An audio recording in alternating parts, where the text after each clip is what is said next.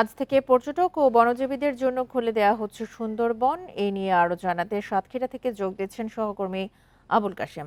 আবুল কাশেম, ৩ মাস বন্ধ থাকার পর তো আজ থেকে আবারও পর্যটক ও বনজীবীদের জন্য সুন্দরবন খুলে দেওয়া হচ্ছে, কিন্তু যেহেতু এবার বন্যা পরিস্থিতির কারণে ট্যুর অপারেটররা এই বিষয়ে অনেক শঙ্কার মধ্যে রয়েছে, সেক্ষেত্রে পর্যটক টানতে কি বিশেষ কোনো উদ্যোগ নেওয়া হয়েছে কিনা? প্রিয় নাম্বার সেট করে বিকাশে সেন্ড মানি করুন ফ্রি।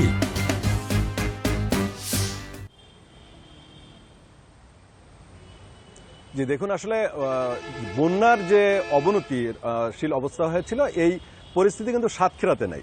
সুতরাং এই শঙ্কা সাতক্ষীরার যারা বিশেষ করে ট্রলার মালিক, যারা পর্যটনের সঙ্গে সংশ্লিষ্ট এবং যারা মাছ ধরতে যান, তাদের মধ্যে কিন্তু এই ধরনের কোনো শঙ্কা নেই।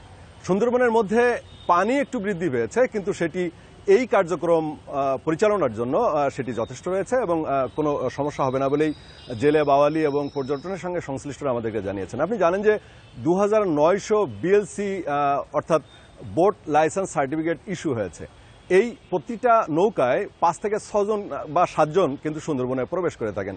সেই হিসাবে আমরা ধরতে পারি যে আজকেই প্রায় 20,000-এর বেশি জেলে বাওয়ালি তারা কিন্তু সুন্দরবনে প্রবেশ করবেন এবং আরও যাদের বোট লাইসেন্স ইস্যু করার সামর্থ্য নেই তারা কিন্তু চূড়াইভাবে হলেও সুন্দরবনে যেয়ে থাকেন। আপনি জানেন যে সাতক্ষীরার প্রায় 50,000-এরও বেশি মানুষ এই সুন্দরবনের উপরে জীবিকা নির্বাহ করে।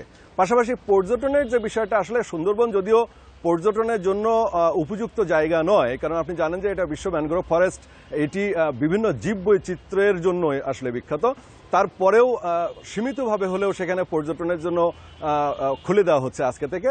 সেখানে 500-র বেশি ট্রলার প্রস্তুত রয়েছে এবং এই 500-র বেশি ট্রলার তারা কিন্তু খুবই উচ্ছ্বসিত।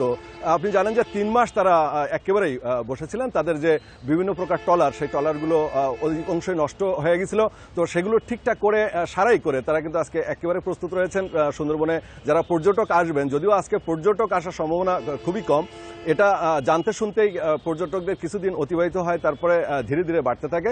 আরেকটি বিষয় বলে আমি শেষ করি, সেটি হলো যে যারা সাগরে মাছ ধরেন তাদের 65 দিন বন্ধের জন্য 86 কেজি করে চাল দেওয়া হয়। অথচ এই যে সুন্দরবনে বিশেষ করে 5 মাস, এই সাম্প্রতিক সময় 3 মাস এবং জানুয়ারি ফেব্রুয়ারি কাঁকড়া ধরা নিষিদ্ধ করা হয়, এই 5 মাস বন্ধের জন্য যে মানবেতর জীবনযাপন করা হয়, সেখানে কিন্তু তাদের অধিকাংশ ক্ষেত্রেই তাদের কোনো সরকারি সহায়তা দেওয়া হয় না। তো তাদের দাবি হচ্ছে যে এই সময় পর্যাপ্ত পরিমাণে সরকারি সহায়তা যারা তারা পান, সেই ব্যাপারে সরকার উদ্যোগী হবে। আপনাকে অসংখ্য ধন্যবাদ।